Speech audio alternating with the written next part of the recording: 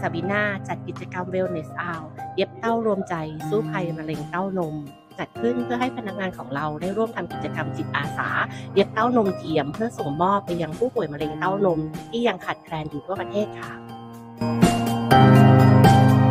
ก็ดีใจค่ะที่ได้เป็นส่วนเล็กๆในการช่วยเหลือผู้ป่วยค่ะที่เราได้ช่วยเหลือสังคมค่ะรู้สึกดีที่บริษัทจัดกิจกรรมดีๆแบบนี้ค่ะดีใจค่ะที่ทำบุญวันนี้ค่ะ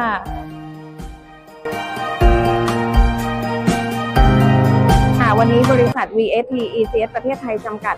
ได้มาร่วมบริจาคเต้านมเทียมจำนวน100ชิ้นให้กับศูนย์ความเป็นเลิศด้านมะเร็งโรงพยาบาลรามาธิบดีเพื่อส่งต่อพลังเล็กๆให้กับผู้ป่วยมะเร็งเต้านมทั่วประเทศค่ะ